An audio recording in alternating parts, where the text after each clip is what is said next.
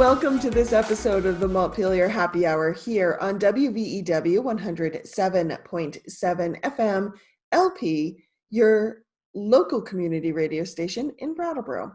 I'm your host, Olga Peters, and I have with me regular contributor and representative Emilie Kornheiser, who represents Brattleboro. And we are the Montpelier Happy Hour, live, on the audio, on the internet. We are here. It's so many places now. Good morning, Olga. Good morning. Good morning. And we should probably, because I've noticed we've been getting some new viewers. You've been noticing we've been getting some new viewers. And for those who don't know, we talk about, our little tagline is, we talk about how things in Montpelier shake out for Windham County. And basically kind of dig into things. How would you describe that, Emilie? I would say that we like to talk about the story behind the policy. So what are the forces, what policy is being talked about right now, but then what are the sort of larger forces that are shaping that policy, whether that's history or national politics or culture or whatever it is, but really like dig into what are the frameworks that shape the conversations that we're having in Montpelier right now, and how does Windham County shape that, and how does that shape Windham County? Mm-hmm. So we like to give, we like to dig deep. And so I've been feeling that, in this particular time we're in, there's this urgent need to deliver information to community members. And so we've been, in our last few episodes, really sort of going straight information. And yeah, a lot of our bonus episodes, which I think that's good for the bonus episodes. Me too, but I'm looking forward to going back into the diving because there's a lot to be learned from this time as well. Yes, Yeah. that's my hope. And one thing I was hoping we would do with the happy hour, at least some of these longer ones. Poor Emilie, I'm springing this on her without telling her. It's okay, my tea bag just like fell on my face on live TV, hey. So spring away. We're winging it. Yes. Live. I am so fascinated with how, as we've talked about, COVID is as we say, highlighting the cracks in our systems. And I really want us as a community to recognize that and to say, okay, this is what I'm learning now. And if it was up to me, this is what I would do about that. This is how I would change the system. This is this is the new policy I would implement, that type of thing. Because I felt in myself yesterday, and my poor editorial friends at the Commons, first I went through anger and then I went through understanding. And they got the anger part. You're getting the understanding. Aww. Perfect. Yay. I shifted a little bit and I realized that I'd kind of just lost patience with the crisis mode. And part of that is, the Commons has gone through some financial ups and downs over the years. And what that has taught me about operating in crisis mode is that if you're not careful and if you're not being aware of how you're operating, you can just get into survival mode. And that is a place where there is no creativity. It's just kind of fear-based, survival-based. Yeah. And I don't want us as a community to stay in that place. I mean, and I don't say that to take this crisis lightly. No, the fear is very real and necessary. The fear is real. Yes. The fact that people are dying and more will probably die is extremely real. At the same time, I want us to be able to make this something that benefits us in the long run, rather than just pulls us down into fear and keeps us there. Thank you. I have been thinking on that myself very much. And I think a particularly apt example of it for me is two things. The way our unemployment benefits are about to work is extraordinary. And there's two aspects of it that I'm really struggling with. One is a lot of Vermonters, a lot of people are sort of really used to being like angry all the time about the federal government, right? Like very warranted. Very Mm-hmm. warranted anger all the time about the federal government. So I'm seeing people sharing these memes about like what Canada is doing versus the US in this time, and like how all this money is going like to corporations instead of the people and all of these things. But there's a lot of misinformation there, because in fact, our unemployment benefits are about to be an extraordinarily powerful social safety net that will be available for all workers, right? Yeah. And for some people, even more than they were making when they were working. It's like, it's really an extraordinary shift in what policy has been up until this point. And For I was many amazed at districts. how quickly that policy went into place. Yes. And so that's very, very, very exciting. And so we're so used to being mad that things aren't working that we struggle to recognize when things are working and find sort of the hope in the darkness, or the, I don't want to quote Leonard Cohen or Rebecca Solnit too much in one day, and the day is early, so I'm going to hold off on that. But so there's that piece, and then there's the other piece of, the Department of Labor is going from a teeny tiny operation with very few folks who were unemployed to having more claims in 2 weeks than they had all of last year. And so they're scaling up so fast, and they're humans that are doing like the best they can. But people need to be trained, new computer systems need to be built. There's only so fast that can go and still go well. And so I was trying to express this patience, this need for patience and a little bit of trust, which I know is hard for me too, on a call yesterday with a bunch of economic development professionals. And Chris Campany from the Wyndham Regional Commission sort of did a side chat with me on a Zoom call and thanked me for the patience, and sent me this quote from Wendell Berry that I want to read. And thank you, Chris, if you happen to be listening or watching through any of the various ways this is now being shared. You can describe the predicament we're in as an emergency, and your trial is to learn to be patient in an emergency.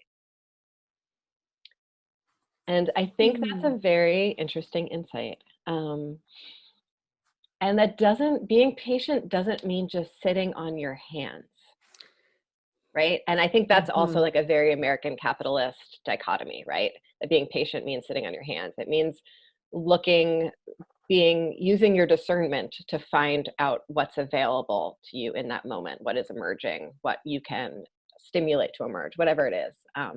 But it's really like sitting in your discernment and making decisions from there, rather than jumping forward to reaction.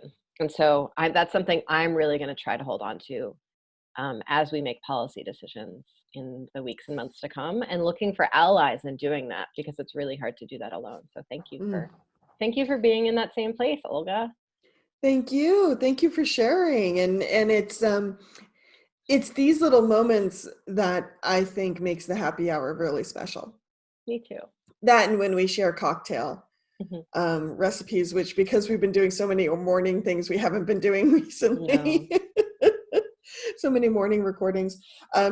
I have a very nice mixture of coffee and sugar, and half this morning. You know how some mornings you just nail that right? This morning I decided to do 2 tea bags instead of just 1 for my English breakfast tea. It sounds like you are gearing up for some serious committee meetings. I am, yeah. So one thing I'm curious about, Emilie, because this was big in Vermont before COVID-19 happened. And I am wondering what you at the legislative level are hearing about the digital divide, because we have become so reliant now on the internet. And yet there were so many Vermonters who really had little to no access of the internet. I can only imagine it's gotten worse. I mean, it's absolutely gotten worse. One example that is so ridiculous and telling as to be funny is that I've been in 2 different committee hearings, one just my committee, Ways and Means, and then one a joint hearing with Education Committee, where the NEA, someone from the NEA is speaking about the digital divide and how it's impacting schools. And both times he has started to say this, his own internet has gone so fuzzy that we have trouble hearing him, and he has to turn off his video, and then it becomes this whole thing, and it's like, and it's happened twice. And similarly, we had someone else who was testifying, who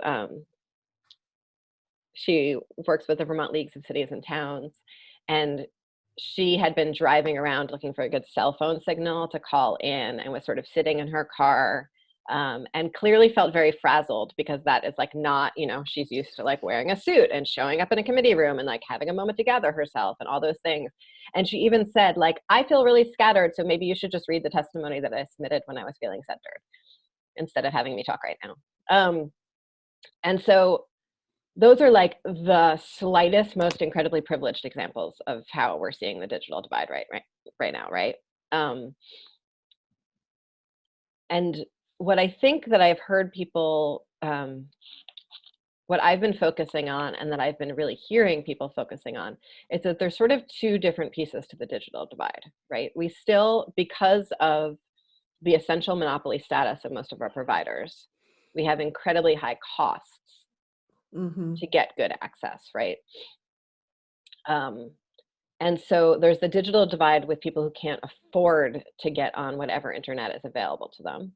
And then there's the digital divide with communities that were sort of left behind in this, often because it's sort of a collection of communities that are low enough income and rural enough that no one bothered to go wire there, right? Because there's no profit to be made. So that's still an economic divide in some ways, but it's more of a whole community economic divide rather than an economic divide within a community. Right. And so what I've seen in this time is there's a willingness for the first time, a widespread willingness, I'll say. I can't imagine, you know, I don't want to say it's like it's the first time anyone's been willing, but a widespread willingness for the first time for us to resource the economic side of that digital divide. And so historically, we had this like lifeline program for telephones, right? And that's been, I have no idea how long that program's been going, but decades and decades and decades. And it was an acknowledgement that everyone needs a phone in their house. And that is something that some people can pay for and some people can't pay for. And so there's a system for people to have an essentially free telephone in their house, right? And that's been in legislation forever. And so it seems that schools especially are coming around to the idea that all children need internet in their home in order to get a good education. And so schools are stepping up to be willing to pay for that internet access at someone's house if they're not able to do that, as well as the hardware to do that. And so that feels like a huge step, is supplementing that side. And it's difficult because of federal constraints. We can't legislate that those providers have to provide it. And so we see some providers, because copper sort of landlines are regulated very differently than internet stuff. And we're like federally preempted from doing almost everything with cell phones and internet access, which is sort of a reason for why the 5G debate is more complicated than we're always able to see. But that is a side note. So because we're federally preempted from regulating much of that, our only option is to sort of pour resources into it rather than to try to require corporations to do something specific. And so right now, we see some corporations stepping up into sort of the good neighbor role, right? And so we've seen Comcast offer to double the speed for kids if new people sign up. We've seen something similar for some other corporations. And generally, you know, as someone who used to work in public-private partnerships, corporate social responsibility, you don't do that because you're like a good person, a good citizen. It's not like whatever that what was Google's slogan before? Don't be a jerk, or it was like their corporate slogan for a while.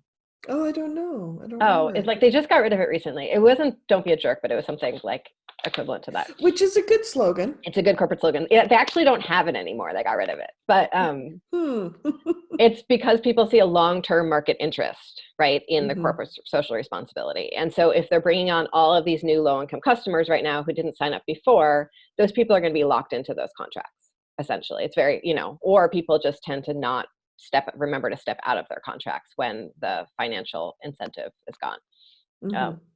And so we're seeing that, but there's no, we have no ability on the state level to sort of, or very limited ability on the state level to require the kinds of regulation that we would need to sort of maintain that piece of the pie for low-income folks.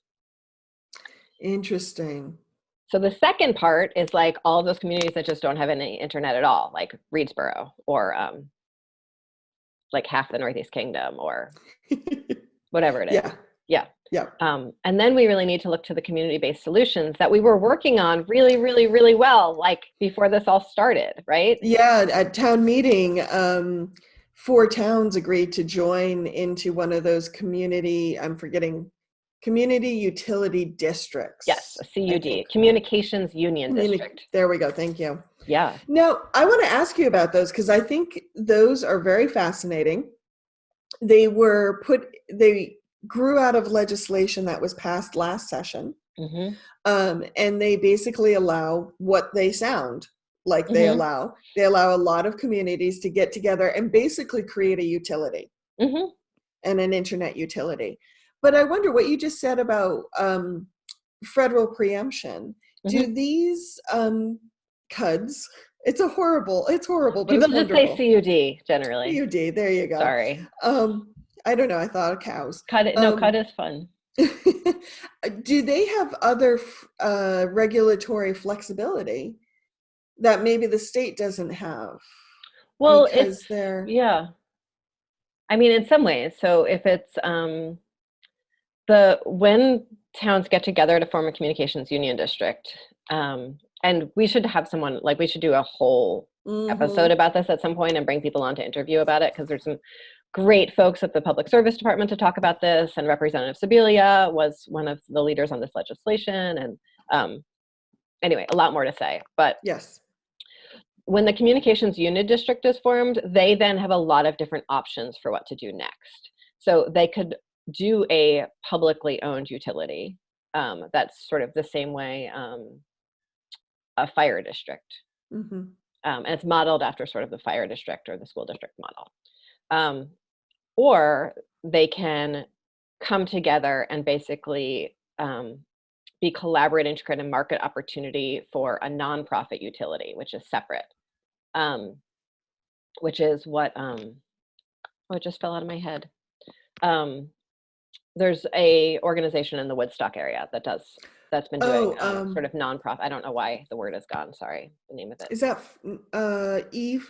Yes, EC Fiber. Yes, EC Fiber. Thank you, EC Fiber. And so that's a nonprofit corporation that sort of agrees to serve certain districts. And in that case, you're really just sort of guaranteeing an organized, available market to an organization. And then there's also ways that a communication union district could come together, raise funds to basically just lure a regular private provider in. And so in all of those instances, there's different regulatory things available to the communications union district. Obviously, with a publicly owned utility, they would have the communities would own it, and so they would serve on the board of directors, and they would have a lot of power over that utility. And sort of as you go across the spectrum from publicly owned to privately owned, with the not-for-profit in the middle, there's less and less control there. Yes, Wilmington and Wilmington, Halifax, Whitingham, and I'm forgetting somebody, joined a CUD, and they were just starting to hold their first meetings when some of the for lack of a better term, lockdowns started to go into place.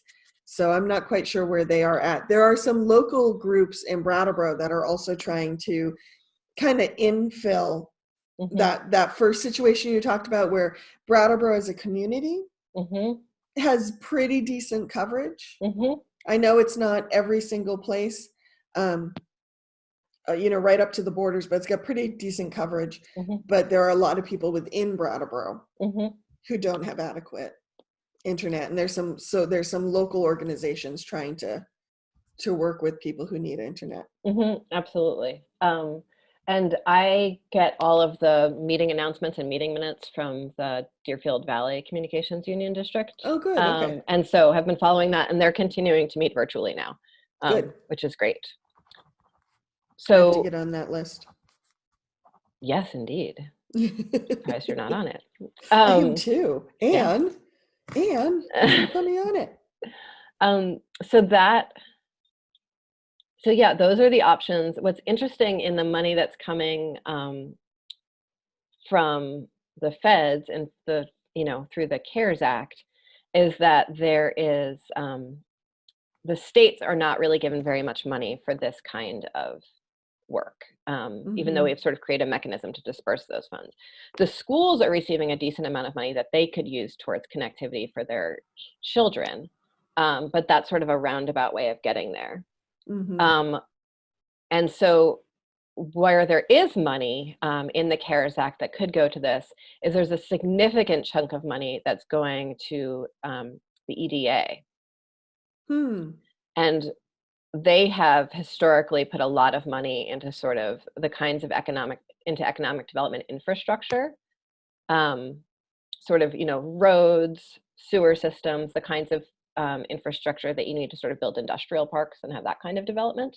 Or, even in our rural downtowns, often they need that kind of physical infrastructure in order to even like add a second general store or an ice cream shop or a microbrewery or whatever. Right. And so the EDA funds, it would be a really small leap for them to go from what someone actually recently phrased to me as roads and commodes to internet access, which in that same conversation I referred to as it was very funny the sewer system of the sky. Oh, I know, so cute, right? Given the people who are like hacking Zoom, yeah, and putting pornography into the middle of meetings, I think that's an apt description, right? So so that's a real option, those EDA funds, and maybe some of the community development block grant funds, but the EDA funds seem like the most likely place that we could really do some serious rural connectivity work. But again, I don't think we can stress enough that just wiring to people's homes or like wirelessly to whatever mechanism gets to people's homes, there's still a significant digital divide on the cost of access. And we need to solve that if we're going to get everyone online, which is in this time clearly necessary. And one of those sort of cracks that makes us see that this is something that we all need always. People really don't just use the internet for porn, even if it seems like that sometimes. And thank you, Emilie. This reminds me, talking about cost, some conversations have risen to the surface about quote unquote hazard pay. Can you go into that? What does that mean? Yeah, I mean, so I think it's actually an interesting connection to the digital divide, because what we see right now is folks are economically in one of three positions. And I know that I'm never supposed to start any sentence or paragraph with a number, because I always wind up with a different amount of ideas by the time I'm done talking. But we won't hold you to it. Please don't. Terrible habit. So we have folks who have the economic privilege to be able to work from home, right? And those are folks who have a decent amount of internet connectivity at their houses and have the kinds of professional jobs that exist mostly inside of a computer. And that is sort of writing and talking and managing and supervising and all of those things, right? That don't require direct contact with humans. And we've seen some people who have jobs that have sort of previously been direct contact with humans, been able to pivot to the virtual world. So the team that I supervise at Youth Services generally spends like 30 minutes a day tops on a computer, and now are able to do most of their work with youth on a computer. But still, like, people who have the economic privilege and the geographic privilege to work from home.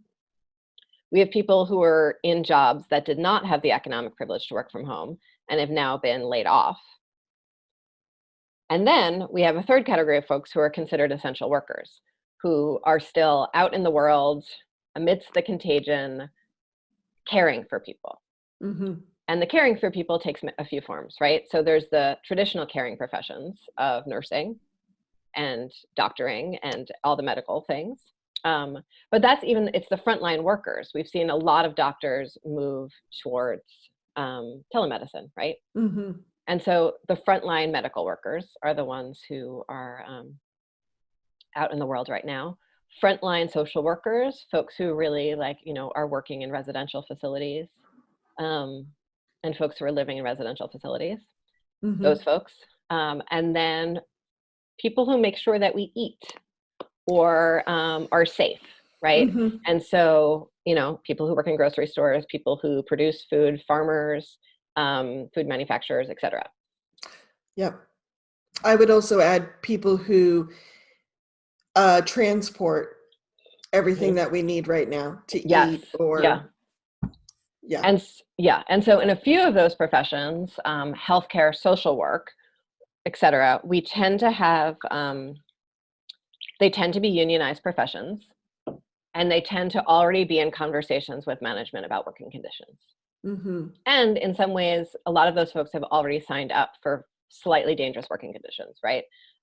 So if you're working in a residential facility, you've often sort of already agreed that there might sometimes be violence in your workplace and that there are mechanisms in place for you to be safe in that circumstance. Mm-hmm. Or in sort of direct healthcare, that there will be sick people and there are mechanisms in place to sanitize, right? And unions have sort of a long history of being in that conversation with management around safe working conditions. It's something that the SEA is always talking about, especially. Mm-hmm.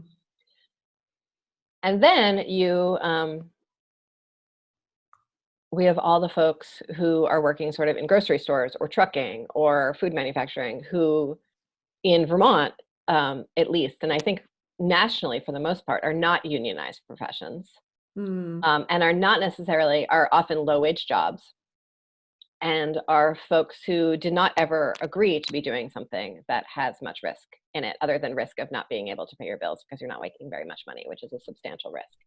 And Right. so those folks are still working because they need to pay their bills, but did not necessarily sign up for the level of intensity that they're facing right now in their jobs.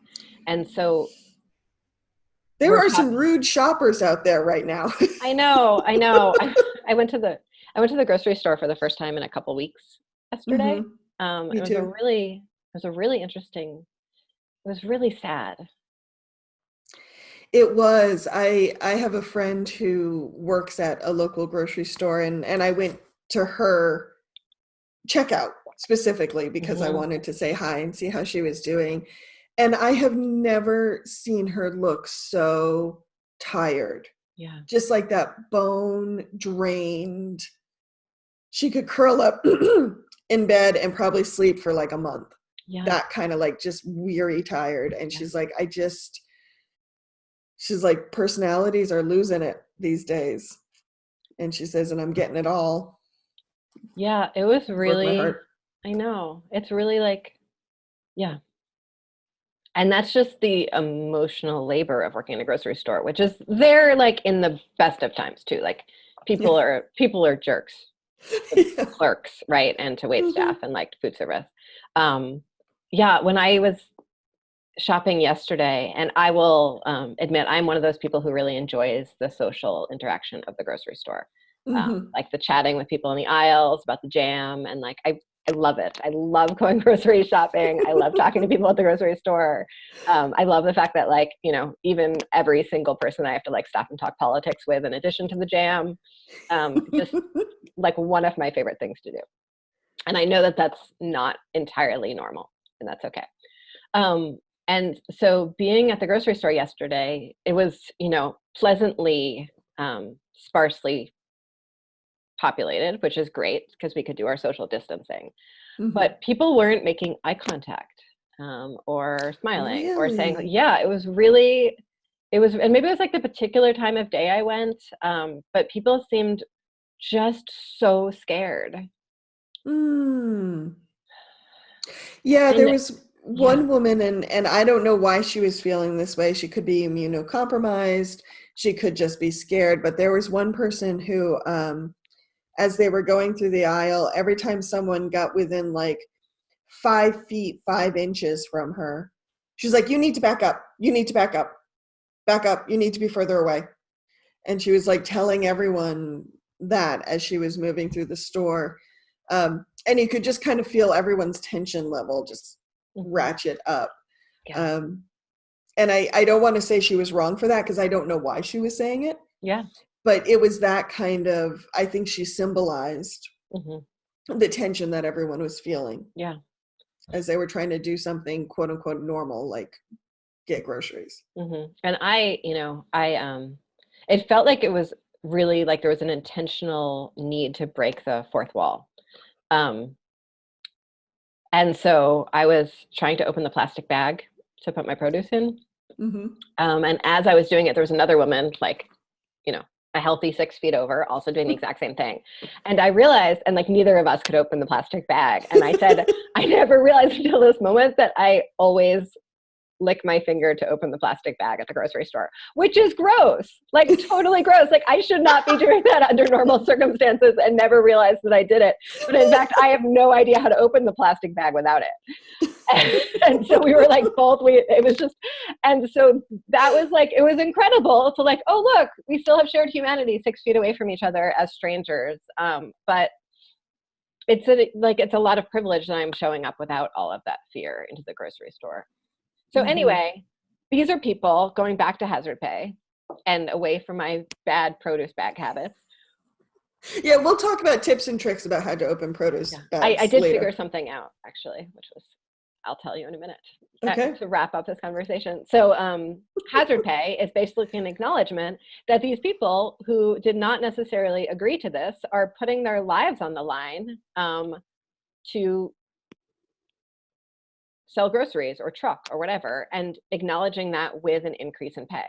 And some people are calling it like gratitude pay and all of these like very fluffy, lovely things, which I suppose is a nice reframing. But in fact, we have like a long history in this country of paying increased pay called hazard pay. And so I like to just sort of stick with that because that's already a mechanism that's in collective bargaining agreements and seems like much more apt to me, given the situation at hand. And so a few collective bargaining units have been able to win that. That happened, City Market agreed, and they're not calling it hazard pay, they're calling it something lovely and fluffy. So that's the co-op in Burlington. Right. And so they're paying, I think, an extra $3 an hour for folks who are working right now. And there are other unions who are having that conversation as we speak. But for folks who are not unionized, which is the majority of workers in Vermont, it's really hard to be in the power position to do that. And so nationally, we're seeing these really like spontaneous collective strikes. Amazon workers who are not getting hazard pay.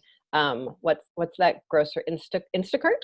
That's what it's called. That's one of those places where the future is not in Vermont, and I don't know the words for it. So which actually there is Instacart in Vermont, but like all these people who have very few labor rights because they're considered independent contractors or because they're working for an enormous corporation like Amazon, are doing these really amazing spontaneous strikes to ask for hazard pay in those jobs too. So they're kind of utilizing some of the union tools, even if they are not unionized. Yes, which is really exciting. Now, some of the stimulus that's coming from the federal government, can Vermont take any of that and put it towards something like hazard pay, or is that really the responsibility of the employer? So there are different mechanisms. So it's the responsibility of the employer to pay someone. But there are different ways we could do it. So for, say, designated agencies or a Medicaid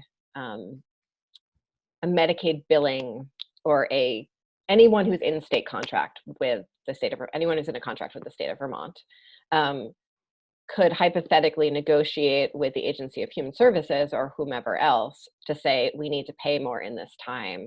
Can our contract be increased to cover hazard pay? Okay. That's sort of an available conversation. Where that conversation would go, we were planning to talk about the budget for a few minutes as we wrap up. And then for private companies who are paying hazard pay, there are sort of, a lot of mechanisms available for loans to cover increased costs during this time or decreased revenue. So that would be a place where someone might access additional funding to pay hazard pay. And there's a lot of flexibility around healthcare and healthcare costs right now in the CARES Act and then in the legislation that the state of Vermont passed. Okay. So those are some things. The other thing I really want to name here that has not been as present in the conversation as I would like it to be is VOSHA, which is the Vermont Office, the Vermont Occupational Safety and Hazard. What's the A? Agency? It's not an agency. Yes. Anyway, whatever the A stands for. It's Vermont's OSHA. Yeah. So it's called VOSHA. And those are the folks who are supposed to, pursue, guarantee, protect safe working conditions for workers. And so as I've been hearing from folks who are like, my son's working somewhere that he's too close to people, and what's the deal? And like these, we have a mechanism in state government to enforce safe working conditions, not to enforce increased pay right now, and that might be on the table, but to enforce safe working conditions and to compensate people if they are injured or made sick at work, right? And so we could add a presumption of COVID to workers' comp. That's an available policy option. And so that means that if someone gets sick during this time and they're working, there would be a presumption that it was COVID and that they would be sort of benefited. So there's like a presumption around PTSD for certain people in really traumatic working conditions. And so this would be sort of similar to that. And then make sure that VOSHA is really being very, very careful to enforce and protect safe working conditions around this pandemic. And so those are two other sort of available mechanisms in state government for making sure that our frontline workers are being protected and compensated for the hazardous conditions that they're in. Can I say one more thing? I feel like I've been talking for a while. It's okay, go ahead. The cracks that we're seeing and the opportunities in those cracks is like, we are naming like who's essential in our economy. We're like saying it out loud and we're all like celebrating it and thanking them and like making posters on street corners and like they're like named in like, the governor's addresses, like who these people are that are essential to our economy. Like if that was not an argument for increasing wages, and healthcare and like all the benefits, like what else is? Like, it's an amazing thing that's happening where you're saying like, you people who work on the front lines are essential to our economy, not the like CEOs. Right? Yeah, it is. It's pretty cool. When I saw the governor release his list of essential workers, I looked at that and I said, this is a game changer. Right? As long as we don't let it go. Economic game changer. Yeah. And so we have to keep talking about frontline workers because we want to make sure when everything goes back to, the new normal, that these lessons aren't forgotten. So yes, let's keep naming things as often as we can. Yeah. So quickly, sorry. You, please. Oh, me.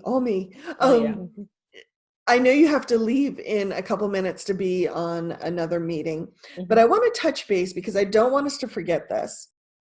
One of the main things the legislature has to do every year is pass the state budget. So in this case, we're talking fiscal year 21, right? Yeah. Always confusing, those fiscal in all the shuffling around and the changes and the needing to respond to COVID-19, where are we with that budget? And given that our revenue structure has completely changed, at least for these few months, what does that mean for fiscal year 21? So the meeting that I am leaving you to go attend is a joint hearing between House Ways and Means and House Appropriations to talk about what's going to happen in fiscal year 21. And so the opportunities that are available there and the scarcity that is real it's an interesting counterbalance. So when we talk about sort of, the cracks in the system and the opportunities there, what we're carrying forward is some real opportunities for creativity with this flood of federal funding, right? But that federal funding is structured in such a way that can only be used for new, non-previously legislated activities, right? That's how the language is. So it can't be previously obligated funds. So we are not allowed to use the federal funding to make up for any revenue shortfalls. And we were already at a bit of a revenue shortfall before all of this happened. So as we've talked about fairly endlessly here on the Montpelier Happy Hour, the reason I wanted to be on Ways and Means is that Vermont does not ever even discuss what a full needs budget is. Right. But what we do instead is say, this is how much money we have. What little scraps of things can we do in that little box, that box that we have put ourselves into as a community? And what we know is that given the shortfalls that individuals and businesses are experiencing, our tax revenue is going to be significantly lower. And that's going to be into a few years. So if people's incomes are going down at this time, that means that the homestead taxes, right, people's reductions in their property taxes from homestead declarations, that's going to be like a whole year out from now. So we're going to make serious, and then there's meals and rooms taxes going down, some sales taxes going down, right, as well as income taxes going down. And so as we experience this revenue shortfall, it's not just a temporary revenue shortfall, even though people might be experiencing a shorter income shortfall. The individual household might be experiencing a shorter period of scarcity than the tax base will. So we have a long time that we're going to experience a revenue shortfall if we keep our tax structure exactly the same as it is. And so the box is smaller. But then there's all this stuff that's going to happen outside of the box because of the federal funding being for non-obligated expenses, right? And so that's going to be a really interesting thing to balance. So we're going to need, if we don't do something about the particular way that revenues flow in, to compensate for the ways that certain of our streams are going down, we're going to have to really shrink the box for what state services are. But we have this opportunity to add on all these new things. And so it could be a time of really intense creative energy and really rethinking how our communities function, how our state functions, what we prioritize, or a time of real deep scarcity and tightening that we've been sort of heading towards for a very long time. So that would not be a change. That would not be an interruption. It would not be a disruption. It would just be more of the same sort of descent into scarcity, scarcity, scarcity, scarcity, scarcity. And I don't think many of us and many of our institutions have much more to cut at this point. No, we've kind of, a lot of us have cut as far as we can cut. Yes. It's no longer one of those, just don't buy that latte once a week. We've passed that. No. Yeah. So I'm really hoping that we choose creativity in this time, and I am committed to choosing creativity in this time. And I hope that folks can join me in that, because I can't do it alone. And I think it's a really important thing. Before we wrap, I want to share my produce tip for opening the bag without licking my finger. Okay. I touched the produce that I wanted to put in the bag, which in this case, just to really continue to reinforce the terrible stereotypes of this situation I've walked myself into, was a bunch of kale. And so, because kale lasts a very long time in your refrigerator. It's not like lettuce, it does not wilt. It never wilts. I can have a bunch of kale in my fridge for 4 weeks and it'll still be mostly good. So anyway, I touched a bunch of kale. The bunch of kale was wet, which under normal circumstances is incredibly annoying because if I'm paying by weight, I'm paying for the water. Also, my hand's all wet, annoying. But now my fingers are wet. So I could open my bag. Very good. Thank you, Olga. Thank you, Emilie. Have a great meeting, and we will talk next week. You can find us at the Vermontitude Facebook page, the Vermontitude SoundCloud page, WVEW, and on Emilie's YouTube page. EmilieKornheiser.org, eKornheiser@ledge.state.vt.us, eKornheiser@gmail, or all the social medias. And Olga, thank you for being an essential worker who is out there on the front lines covering all of these cracks, all of these opportunities on behalf of all of us. Thank you. Thank you, Emilie. I appreciate that. I'll talk to you soon. Okay, bye. Bye.